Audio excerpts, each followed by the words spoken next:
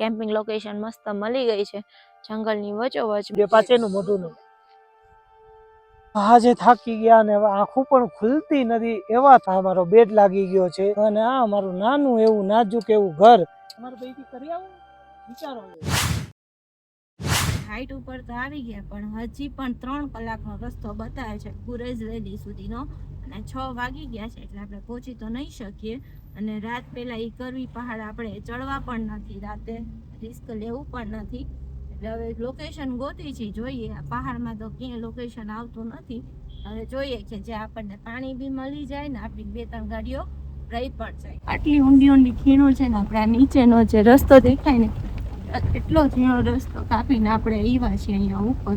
ધીમે ધીમે જો સનસેટ થાય છે ને એના દ્રશ્ય જોવો તમે, એક જોઈને એક ભૂલી જાઓ. રાજધાન પાસ કેટલું બતાવે પતિદેવ? 27 કિલોમીટર.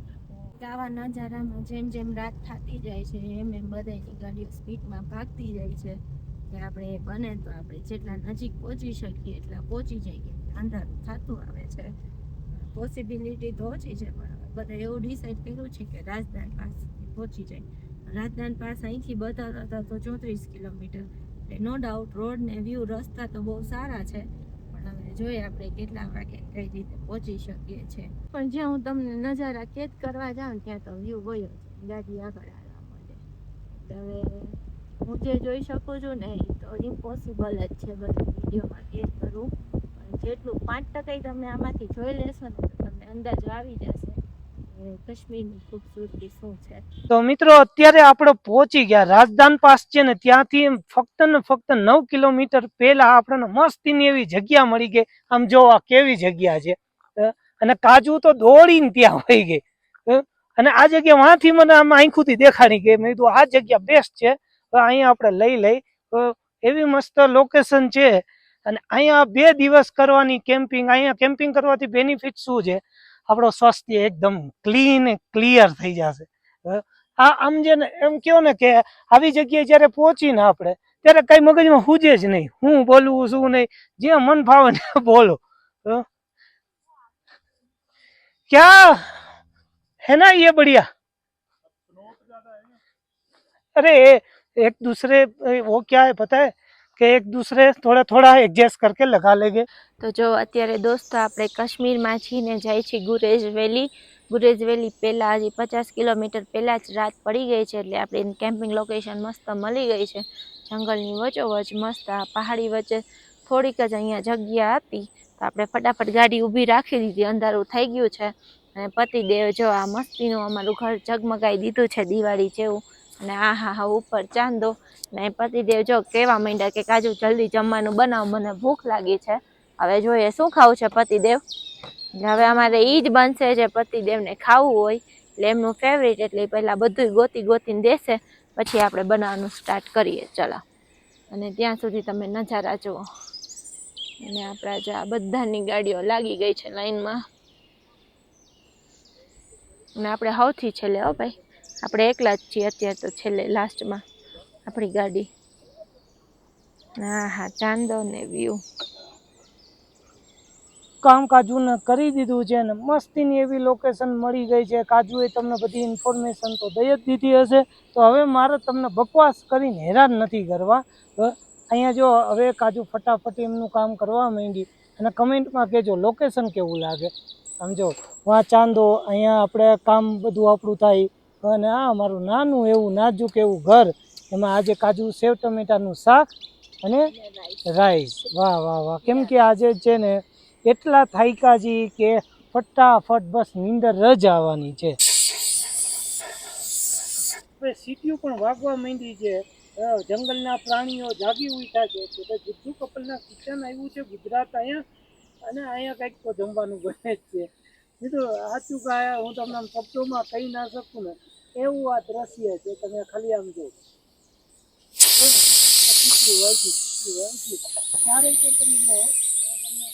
ચારેય કોર તમને જંગલ જંગલ જંગલ જ દેખાશે.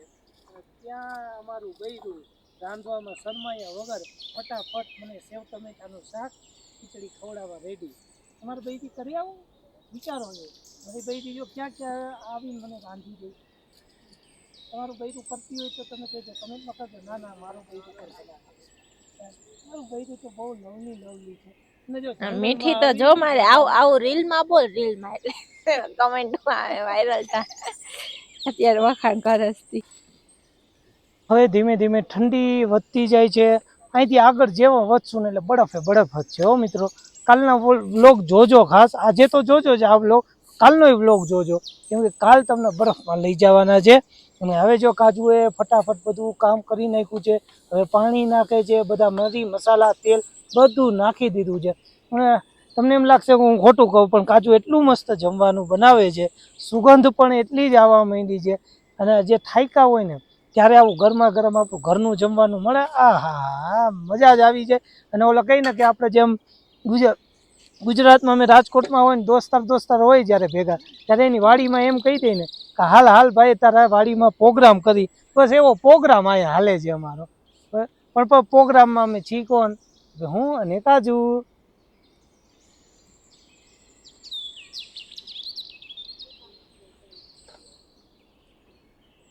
તો અત્યારે જો કાજુ એ સેવ ટમેટાનું અડધું ખાલી થઈ ગયું અને રાઈસ અને આ કાજુડી થઈ જો પછી કે હું તો જમવા માંડું છું, મને લાગી છે ભૂખ, કોઈની રાહ હું જોઈશ નહીં. તો ફટાફટ જમી લઈ ચાલો. તો ખાવા પીવાનું બધું પતી ગયું અને આરામથી હવે જો કાજુ એ વાસણ અહીંયા બધા ધોઈને રાખી દીધા છે. આ બધા ધોયેલા વાસણને આપણે લૂછી અને આપણે આપણા બધી જગ્યાએ વ્યવસ્થિત રાખી દેવાના છે. એ કામ મારું છે. આવી રીતે જ અમે અમારી લાઈફને એન્જોય કરી છીએ. તો મિત્રો બધું કામકાજ થઈ ગયું, ગાડી આખી પેક કરી નાખી છે. જો અહીંયા આખી ગાડી પેક થઈ ગઈ છે અને હવે આજે આ જંગલમાં આપણે સુવાનું છે. અને કાજુ અહીંયા જો અમારા મિત્ર મંડળ બધા બેઠા છે, તો ત્યાં બેઠી છે. આ ભાઈ જો કેવી ગાડી સળગાવી રહી છે, આખી શણગાઈ છે. અને બધા અહીંયા જો આરામથી બેઠા છે, વાતુના ગપાટા મારે છે. મેં તો કીધું કે ભાઈ આપ બધા બોનફાયર કરો, પણ એ કઈ ના આપણને બોनफायर करो लेकिन साथ में हेल्प भी करो ना दीदी साहब, ये इनको बस बोलने का मौका ही चाहिए. बोलने का नहीं, मुझे जैसे आप मेरी टांग खींचते हैं ना, तो मुझे भी आपकी टांग खींचनी होती है. मुझे पूरा खींच लो क्योंकि मेरी हाइट मेरी हाइट छोटी है ना. भाभी बोलो, बोनफायर के लिए पिछली बार खाई लकड़ियां मैंने की थी ना इंसान. બેન છે ને એ આપણને હરિયું જ કરે રાખે છે અને આપણને બોલવાનો મોકો જ નથી દેતા. જો આ બેન રહ્યા ને, આ બે પાછળનું મોઢું ને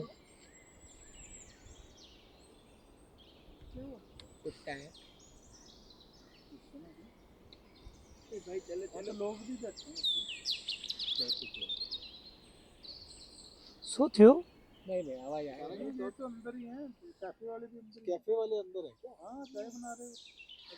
એને કઈક અવાજ આવ્યો એટલે થોડાક ગભરાઈ ગયા, જે કઈક અવાજ આવ્યો એટલે બધા લાઈટો નાખે છે. પણ કશું છે નહીં, कुछ नहीं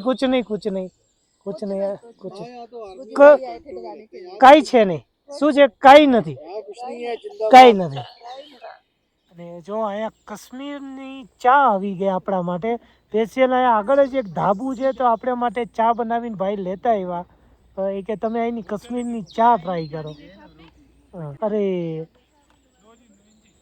હા, આપની ચાય પીઓગે? તો મિત્રો આ છે ને મીઠાવાળી નમકીન ચા જે કઈ ને કાશ્મીરની, એ અત્યારે આપણે આવી છે. અને આ છે કાશ્મીરી રોટી. उधर रखो तो सही. તો કાશ્મીરી રોટી અને કાશ્મીરી ચા. તો આજે થાકી ગયા ને હવે આંખો પણ ખુલતી નથી, એવા થાક્યા છીએ. તો અમે જઈએ છીએ સુવા માટે. ખૂબ એન્જોય કરી, અત્યારે વાતું કરી, પણ વાતું કરતા કરતા બધાની આંખો છે ને ઘેરાતી હતી. એટલે હવે હુવા જ જવાનું છે. તો બધાને હર હર મહાદેવ. અમારો વિડીયો સારો લાગ્યો હોય તો કાજુ શું કરવાનું છે? Like share subscribe and comment. શક્કરપારા થાકી એટલી છું કે સબસ્ક્રાઇબ બોલતા જીત થોથવાય છે, પણ થાક છે આજના દિવસનો. એટલે તમને વિડીયો ગમે તો લાઈક શેર સબસ્ક્રાઇબ કરી દેજો અને શેર કરવાનું ભૂલતા નહીં. કમેન્ટ તો ખાસ કરજો કે અમારી આ વિડીયોઝ ને કેમ્પિંગ કેવી લાગે છે. અને હર હર મહાદેવ. એકવાર અમારો બેડ જોઈ લ્યો. ખોલતો કાજુ જો, આ અમારો બેડ લાગી ગયો છે. અમારી ઇલેક્ટ્રિસિટી પાવર છે અને આખો બેડ છે જો. તો હવે જઈશું આ હર હર મહાદેવ.